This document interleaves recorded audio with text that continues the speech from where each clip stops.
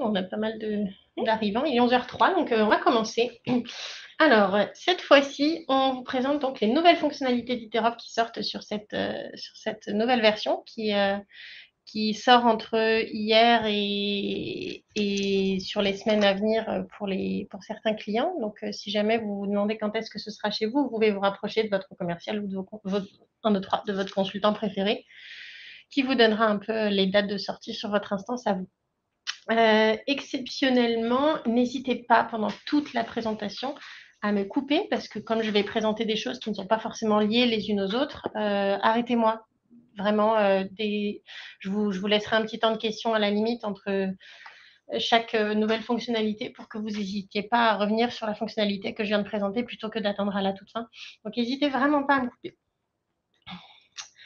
Je vais donc vous présenter toutes ces fonctionnalités, enfin toutes, 5 grosses fonctionnalités qui sortent sur cette version qu'on appelle la version Interop Cloud 2022. Et il va falloir s'habituer à ce nouveau nom, c'est quelque chose qui est nouveau pour nous cette année. Ça s'appellera, chaque version portera le nom de l'année avec peut-être un petit tiret quand il y en aura plusieurs qui sortent dans l'année. Mais ne s'appelleront plus les 3.15, 3.14, etc. Comme d'habitude, on a essayé de trouver un petit contexte un peu sympa et je vais vous montrer en live comment ça se passe sur Interop. Donc, les nouvelles fonctionnalités que je vous présente se répartissent un peu à la fois sur Fly et Design. La toute première, c'est sur les nouvelles langues disponibles sur l'interface. Comment les changer, qu'est-ce qui exactement est traduit partout sur Interop. Et du coup, à quoi ça ressemble quand on se connecte en coréen, par exemple. Ce que je ne vais pas faire, bien sûr, parce que je ne sais pas parler coréen. En deuxième fonctionnalité, on va voir la notion de réaffectation. Si vous avez un peu regardé ce qui s'était passé sur la version précédente, la 3.15, on a ajouté la notion d'assignation. Et cette fois-ci, je vais rajouter la notion de réaffectation possible d'une tâche qu'on pourra paramétrer depuis Design. En troisième fonctionnalité, on a ajouté la possibilité pour un administrateur de visualiser l'intégralité des droits d'un utilisateur. Depuis Design, il peut avoir accès à l'ensemble un aperçu de toutes les tâches, de tous les suivis qui sont à disposition pour un utilisateur, soit parce qu'il veut se rassurer, soit peut-être parce qu'il a envie de supprimer l'utilisateur et qu'il veut être sûr qu'il n'a pas aucune tâche en cours pour que rien ne parte en erreur. On verra aussi la possibilité de modifier directement les structures de variables composées depuis d'autres choses que des tâches humaines.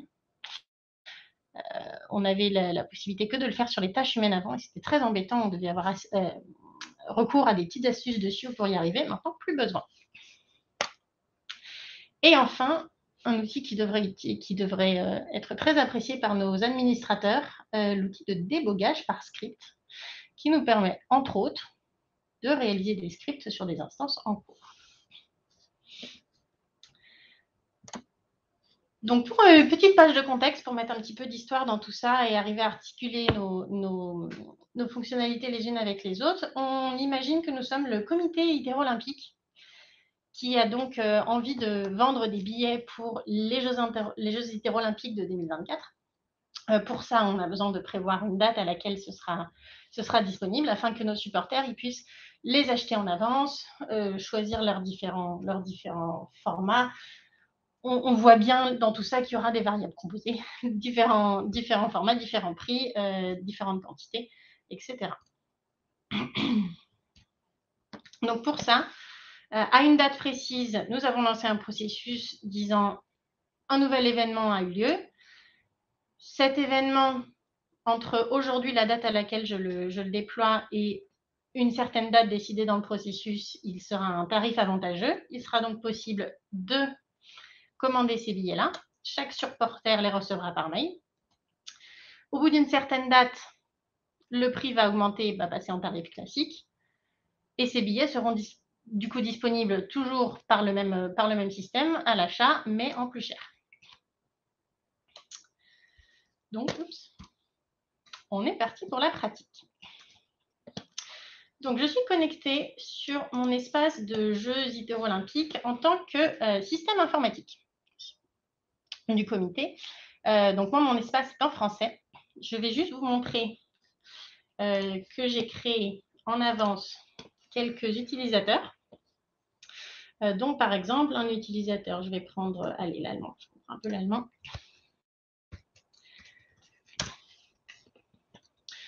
Ces utilisateurs-là, s'ils se connectent sur leur espace, la page d'accueil ici qu'ils voient est par défaut de la langue de leur navigateur. Donc, si leur navigateur est en français, ils verront Iterop en français. S'il est en allemand, ils le verront en allemand. Et une fois qu'ils se connectent, à sa première connexion, il a précisé la langue dans laquelle il voulait avoir leur Iterop. Et donc, Iterop est traduit.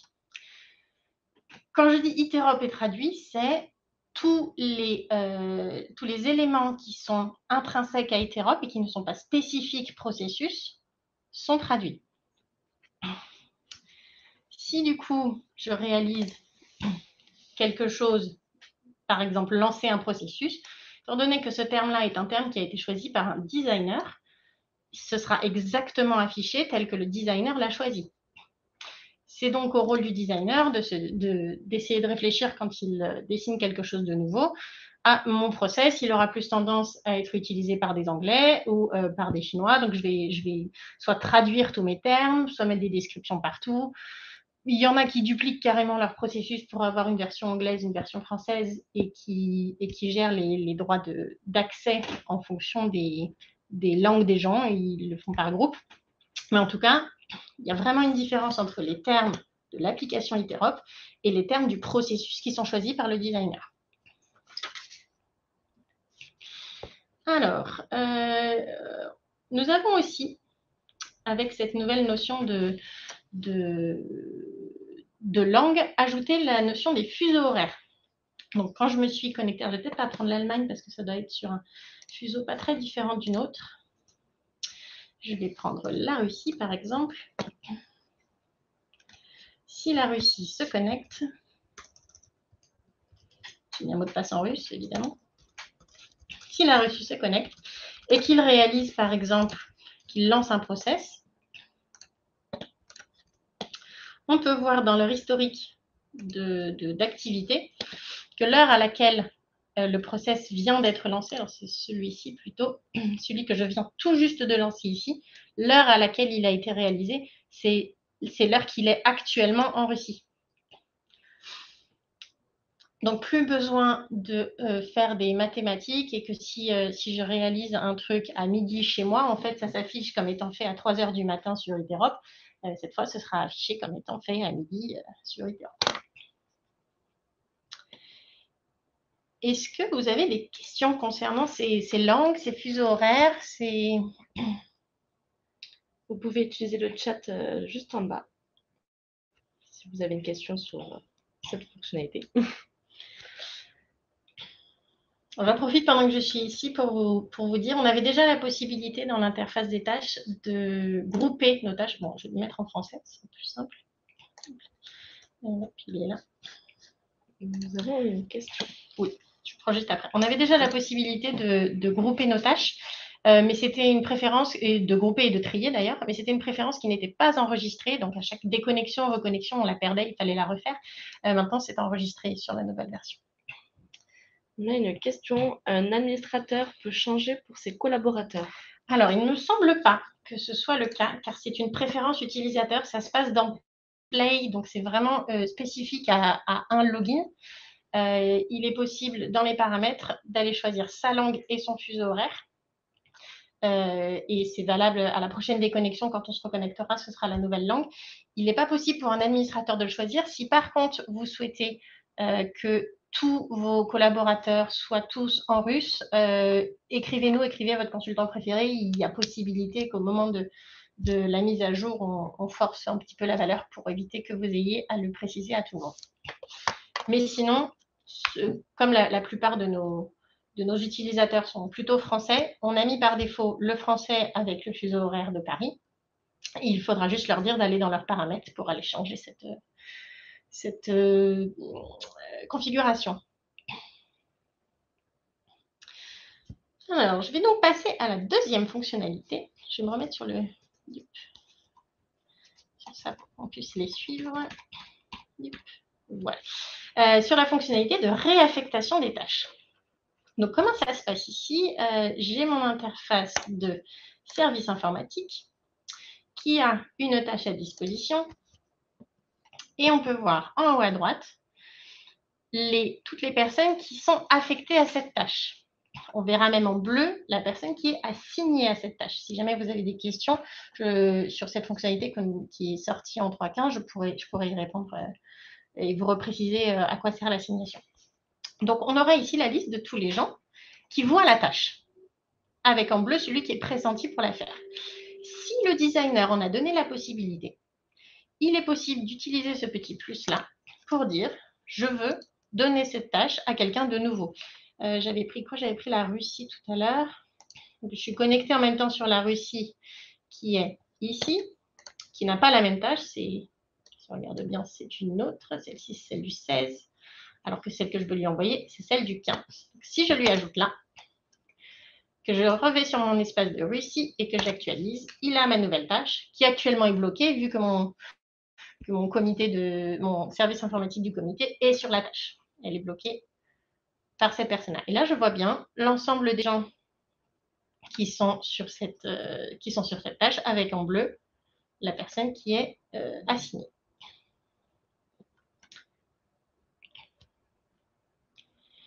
Alors, pour arriver en tant que designer à configurer ceci, je vais vous montrer comment ça se passe dans Design. Donc, je l'ai fait sur ce processus-là, que je vais donc faire évoluer. Et sur toutes les tâches, une par une, il sera possible, ici dans les affectations, dans l'encart d'affectation qui a changé un peu de tête en version 3.15, d'utiliser cette nouvelle section qui est apparue. Cette section-là, elle permet, si on coche la case qui est ici, de dire toute personne qui est candidat à cette tâche, donc toutes les personnes affectées, donc toutes les personnes que j'ai renseignées ici, auront le droit d'ajouter des nouveaux candidats parmi la liste de ces gens-là que je vais préciser.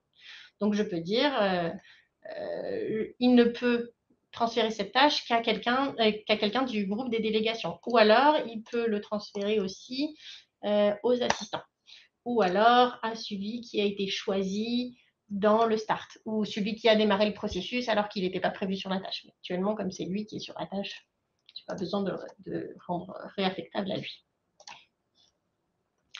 Donc là, par exemple, je viens de faire ma modification. Je viens de rajouter la possibilité de le transférer aux assistants. Je vais juste vous montrer que ce n'était pas le cas avant. Pardon. Sur cette tâche-là, je ne pouvais pas ajouter les assistants comme affectés à ma tâche. Je ne pouvais pas réaffecter la tâche aux assistants. À partir du moment où j'ai fait cette modif-là, que j'ajoute les assistants comme étant des gens à qui je peux réaffecter la tâche, sur tous les prochains lancements de mon processus, je vais en relancer un tout de suite.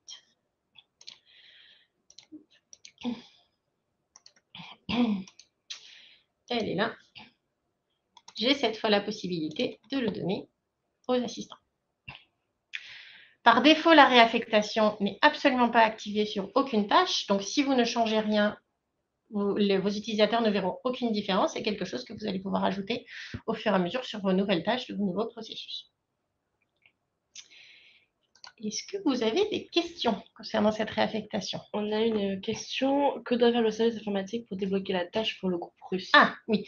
Une tâche est bloquée si soit je suis actuellement dessus. Donc là, c'est le cas. J'étais dessus au moment où la Russie a essayé d'accéder à cette tâche-là. Donc, je l'ai bloquée, en fait. Elle est en terminée plus tard. Si je veux la débloquer, je clique sur « Abandonner la tâche ». Éventuellement, ça va me dire « Attention, vous avez déjà commencé à remplir des informations, vous allez les perdre ». Okay. J'ai abandonné la tâche. Donc maintenant, normalement, la Russie, où est-ce qu'elle est? Ça doit être celle-ci. Non, elle est là. Pas du tout. J'ai beaucoup trop d'onglets ouverts. Voilà, elle est là. Si réaffecte, ça y est, elle n'est plus bloquée sur la gauche. Là, le petit cadenas a disparu. Et ici, ça y est, il peut la réaliser.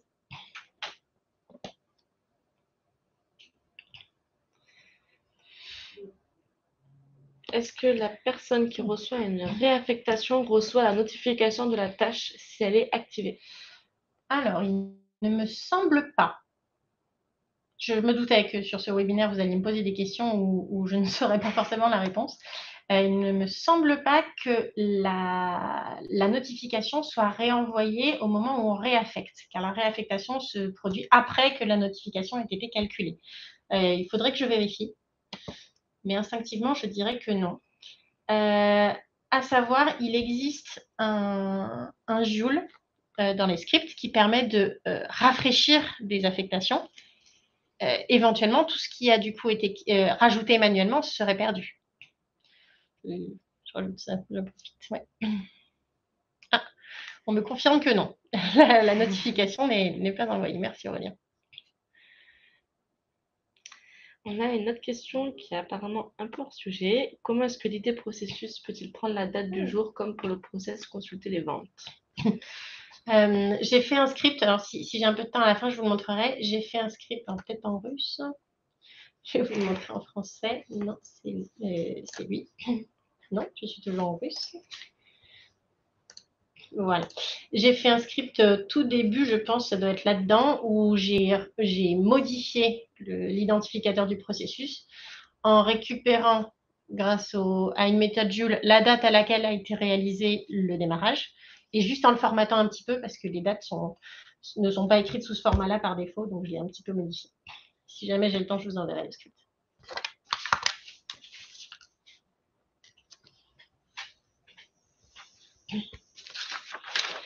Sinon, écrivez-nous, rapprochez-vous de votre consultant préféré et en quelques secondes, il vous l'écrira. Ok. Si vous n'avez plus de questions, je passe à la nouvelle fonctionnalité numéro 3. Alors, je vais juste fermer un petit peu des onglets parce que je ne m'en sors plus. Hop, voilà. Alors, la troisième nouvelle fonctionnalité que nous avons ajoutée sur cette nouvelle version d'Iterop, c'est la visualisation des droits d'un utilisateur. Ça se passe côté design, dans l'onglet des utilisateurs, qui ressemble grandement à ce qu'on avait avant, à l'exception d'une nouvelle colonne, la colonne des informations qui est apparue ici, qui est visible à tous les administrateurs, pas les designers, et qui permet de consulter les droits d'un utilisateur en particulier. Donc, en cliquant ici, ça ouvre une nouvelle fenêtre qui nous donne la date de dernière connexion. On a vérifié, les fuseaux horaires sont bien respectés. Qui nous donne la date de dernière connexion de cette personne. Les groupes dans lesquels il est, avec un petit logo en particulier, s'il est tout seul dans ce groupe, ce qui vous permet, si jamais vous avez envie de supprimer cette personne, de dire ah, je vais peut-être ajouter quelqu'un dans ce groupe avant, de façon à ce qu'on n'ait pas un groupe vide qui potentiellement est utilisé dans un processus. Donc, les groupes dans lesquels il est, les processus qu'il a le droit de démarrer. Donc, si quelqu'un vous appelle en disant « je ne comprends pas, je n'arrive pas à démarrer ce process », plutôt que d'aller directement sur le process, de vérifier qu'il a le droit d'initiation, vous pouvez le voir directement ici. On peut voir aussi toutes les tâches qui sont chez lui. Alors, je vais les regarder plutôt avec le comité, vu que je sais qu'il a des tâches. Les tâches qui sont chez lui, avec pareil, une petite information si jamais il est le seul à avoir cette tâche, de façon à ce que si vous souhaitez supprimer cette personne, vous pensiez à réaffecter la tâche avant. Éventuellement, un lien vers le suivi de l'instance de ce processus. Très pratique, si vous avez les droits de supervision de ce processus, du coup, vous pouvez aller directement là-dessus pour aller faire la réaffectation nécessaire. Ça, c'est donc pour ce qu'il voit du côté de ses tâches et de ses processus. Et il y a aussi également ce qu'il voit du côté du suivi, les filtres auxquels il a accès, qui ont potentiellement été créés par d'autres ou par lui, avec le nom du filtre et le nom du processus que cela supervise. Les droits de contrôle qu'il a sur certains processus. Je peux même mettre... je vais lui donner un contrôle en plus sur une instance particulière, sur un processus qu'il n'avait pas forcément. Oh, il avait 3. Je vais prendre quelqu'un d'autre. Par exemple, l'Allemagne qui n'a le droit de... Ah bah parfait. L'Allemagne a le droit de faire de consulter les ventes faites de manière limitée, seulement sur ses lancements à elle. Mais je peux peut-être lui rajouter un nouveau droit. Je vais aller celui-là, par exemple. Dans l'encart des superviseurs de ce processus, je ne veux pas lui donner accès à tous les lancements de la consultation des ventes, seulement à ce lancement-là. Donc, je vais ajouter un superviseur en dynamique. Ici, on a dit l'Allemagne, Deutschland. Hop. Donc, si je reviens là, et je regarde à quoi a accès l'Allemagne, on aura le droit dynamique que je viens de lui ajouter avec un lien vers le suivi de façon à pouvoir lui retirer si jamais c'était une erreur. Et on a aussi un dernier encart, l'encart Interop Design, qui nous permet de savoir les KPI qu'il possède et les processus qu'il possède pour ceux qui veulent faire du ménage. On a une petite question. Est-ce que l'affichage des tâches est limité à un nombre de lignes? Par exemple, si la personne a 300 tâches, est-ce qu'on les voit toutes? Alors, on ne les voit pas toutes d'un coup, mais on peut toutes les voir. Là, si... oh, ça va être un peu long avec celle-ci. Ouais. Je vais lancer plusieurs fois ce processus-là. Comme ça, je peux utiliser notre fonctionnalité qui est sortie, je crois, en 3.14 sur le lancement multiple des process pour ne pas avoir à recliquer sur nouveau à chaque fois. Donc, je l'ai lancé plusieurs fois. Je sais, parce que c'est moi qui fais le processus, que mon utilisateur a beaucoup de tâches maintenant. Si je vais dans les informations de cet utilisateur, on a limité à... Ah bah mince, je crois que c'est 10 la limitation. Je vais faire d'autres lancements. Dans l'écran de supervision. C'est ça. 10 dans l'écran. Ah oui. Alors, on a mis la même limitation partout, que ce soit dans la section supervision ou dans la section des tâches. J'en ai pile poil 10, évidemment. Encore une petite dernière.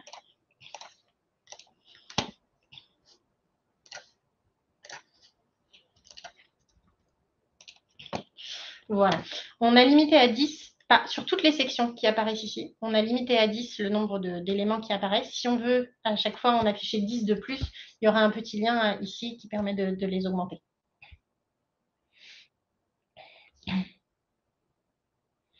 Ah, on a une autre question. Y a-t-il une infobulle sur le bonhomme orange en face du groupe dans lequel la personne est seule? Pour éviter d'oublier le sens de l'icône d'ici à moi. On a mis longtemps en plus à choisir l'icône et la couleur de cette icône, mais oui, et l'infobulle est là.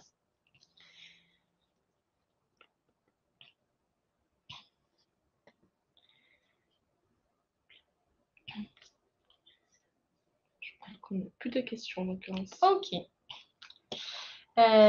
C'était donc la numéro 3.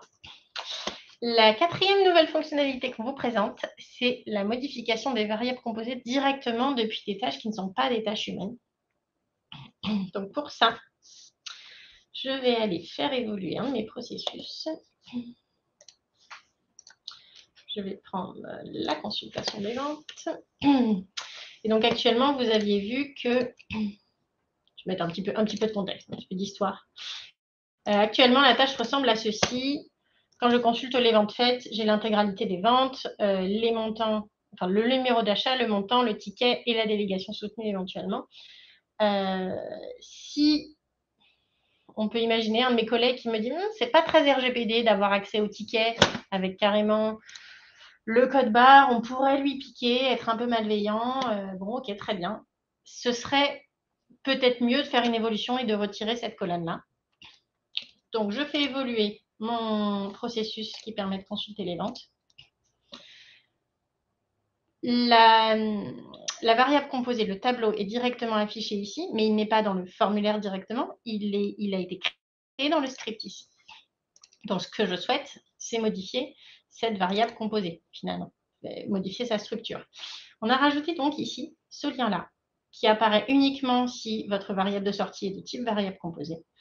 Et vous pouvez afficher la même fenêtre que celle que vous avez dans une tâche humaine au moment où vous créez une variable composée. Et donc là, je peux très bien supprimer ma colonne, faire OK, déployer. Et donc, sur tous les prochains lancements, je vais en faire un. Hop. Sur mon nouveau lancement, je n'ai donc plus ma colonne. Il est possible d'en ajouter, d'en supprimer, de modifier des intitulés, exactement comme vous le feriez sur une tâche humaine. Tu viens de répondre à la question. Super, on peut en ajouter. On peut même aussi gérer les dépendants. Je ne sais pas si certains parmi vous ont commencé à utiliser cette fonctionnalité qui est sortie assez récemment, où des colonnes peuvent dépendre les unes des autres grâce à un référentiel métier, voire même dépendre de quelque chose qui est au-dessus dans dans le formulaire, ça, on peut l'utiliser.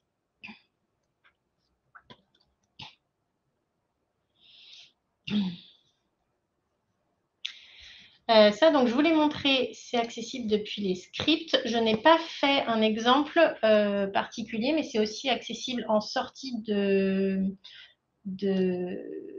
service, non, en sortie de sous-processus, parce qu'en sortie de service, on n'a pas la notion de variable composée. Un service ne renvoie que du texte.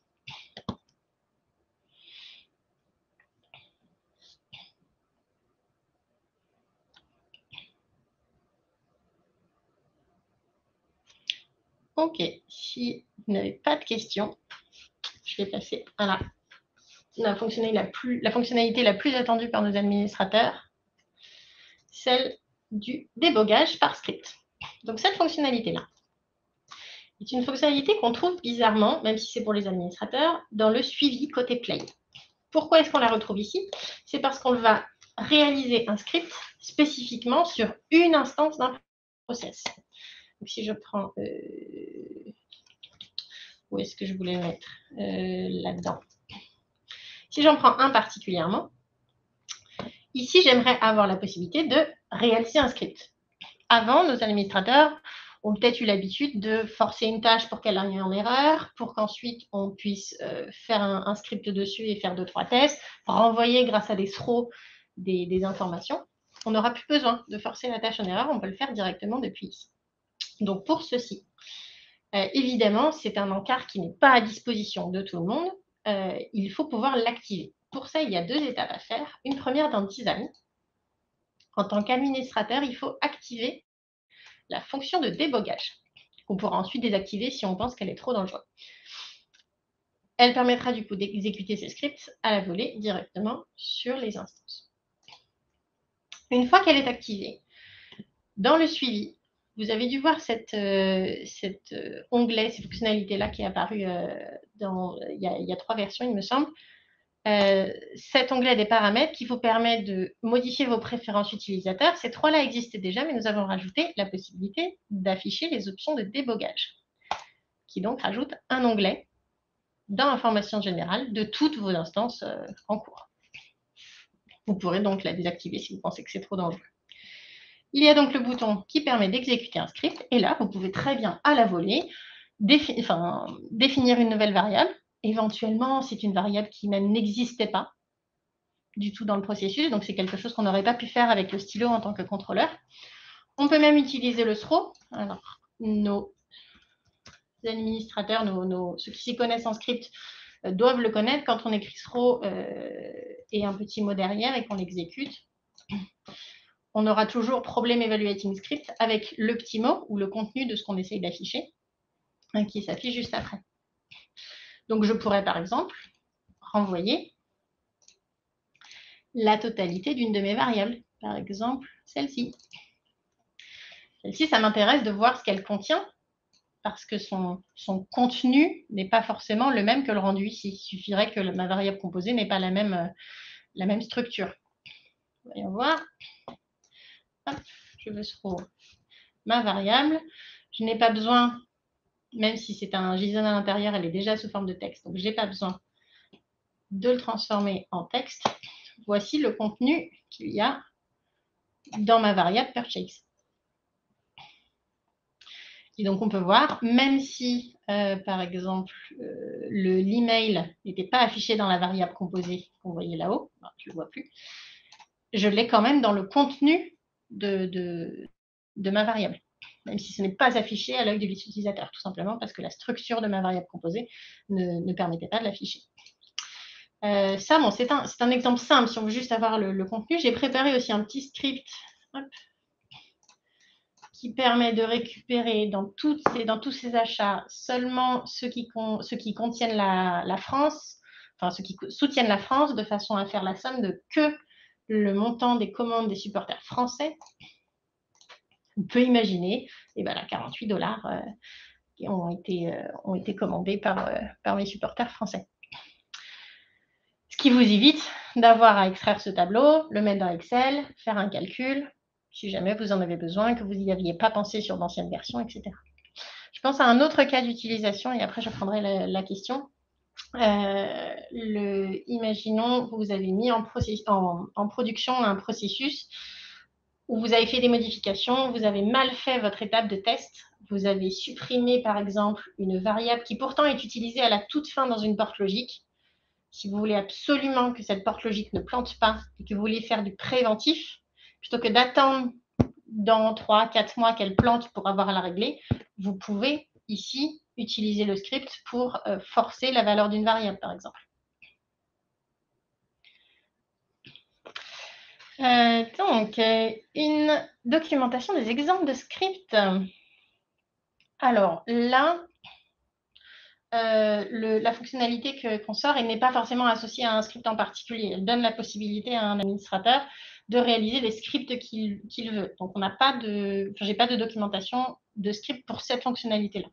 Par contre, on a dans la documentation, si vous êtes enregistré, si ce n'est pas le cas, je vous invite à créer un compte et notre équipe documentation le validera dans la journée. Il y a des pages, exemples de scripts utiles, utilisation des tableaux, Joule les plus connus, ce genre de choses. Autre endroit où vous pouvez trouver une documentation, quand vous rédigez un script, je vais prendre un script existant. Ça, c'est une fonctionnalité qui est sortie sur la 3.15.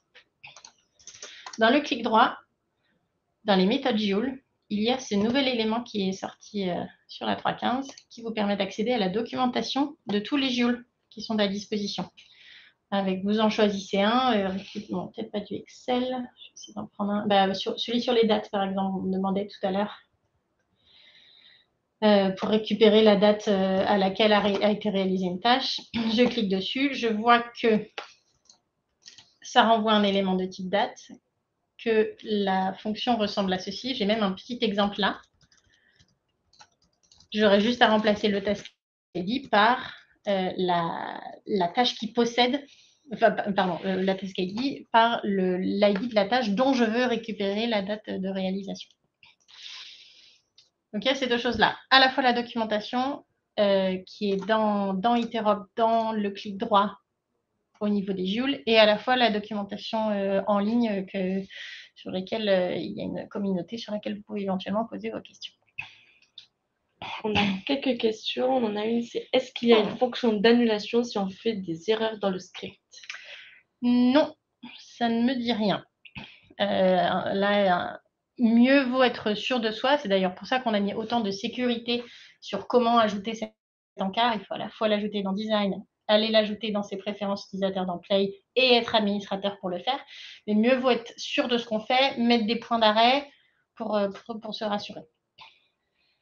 On a une autre question. Peut-on exécuter des scripts sur des processus terminés?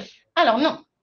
Cette fonctionnalité, elle sert uniquement à faire du débogage, donc pour empêcher un script qui a planté ou qui est sur le point de planter, pour donc le débloquer, éventuellement pour débloquer des choses qui sont arrêtées. Ce n'est absolument pas prévu pour pouvoir créer des variables sur des processus sur lesquels les variables n'existaient pas. Vraiment, on garde notre ligne de conduite d'un processus qui a été lancé sur une version, continue sur sa version. Une autre question. Est-ce possible de passer le script sur plusieurs instances? Alors non.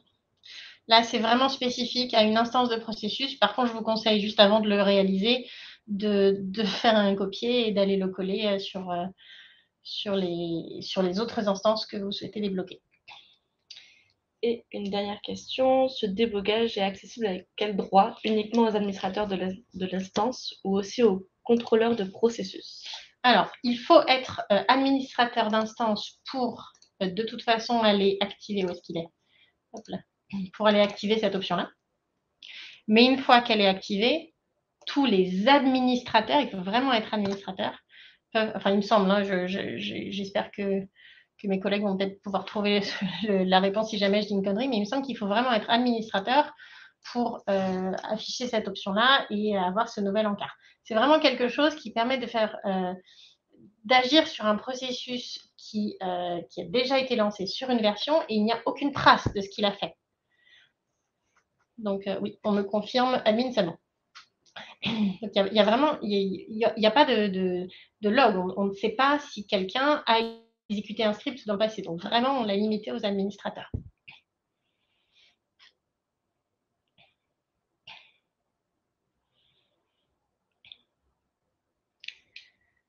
Okay. Si jamais, je ne sais pas, je crois avoir vu dans le public des participants certaines personnes qui n'ont pas Interop. Donc, si jamais vous êtes intéressé pour avoir une petite démonstration, je vous invite à envoyer un mail à contact, peut-être tu peux écrire, à contact@iterop.com pour être mis en relation.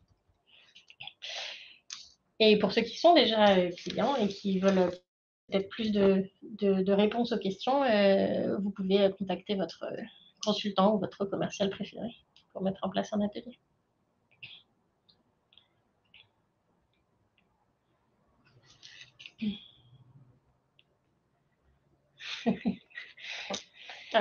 Alors, tu peux répondre? Non, vas-y. Oui, on a une roadmap produit. Il ne me semble pas qu'elle soit publique, mais on a une roadmap produit et tous les mois, on alimente avec les demandes de nouvelles fonctionnalités.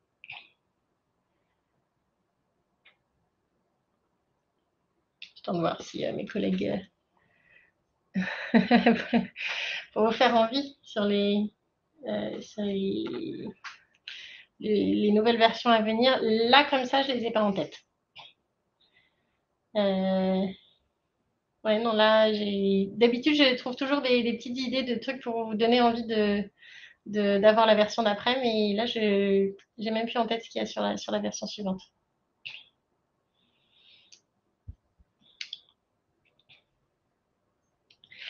Je vous invite du coup à la fin de ce webinaire, il y aura un questionnaire, c'est ça? Tout à fait.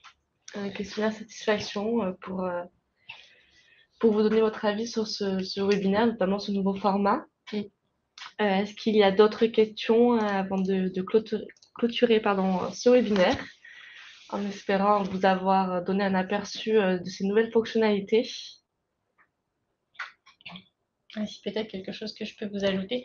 Pour ceux qui souhaitent être au courant des versions qui sont sur le point de sortir, vous avez accès à cette documentation, à la release note. Peut-être que tu peux l'envoyer aussi tout à fait. Dans le chat. En haut, il y a un encart sur lequel vous pouvez rentrer votre adresse email. Promis, il n'y a pas de publication, d'envoi de market ou quoi que ce soit. C'est uniquement sur les releases. Et vous avez du coup la mention de toutes les fonctionnalités vraiment qui sortent en détail. Donc, il y en a peut-être parmi en plus que je ne vous ai pas présenté aujourd'hui. Par exemple, sur les multi-utilisateurs. C'est vrai que je ne vous en ai pas parlé. Donc, je vous invite à aller soit vous inscrire, soit vous connecter de temps en temps pour connaître le contenu des nouvelles versions.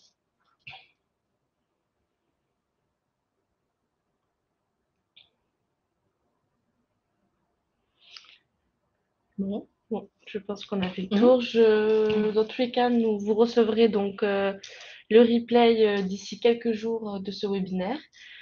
Et surtout, si vous avez des questions, n'hésitez pas à vous rapprocher de vos consultants préférés, comme maintenant, pour répondre à vos différentes questions. Voilà. Merci pour vos questions, pour votre participation. Merci beaucoup. On vous souhaite une bonne journée. Au revoir. Au revoir.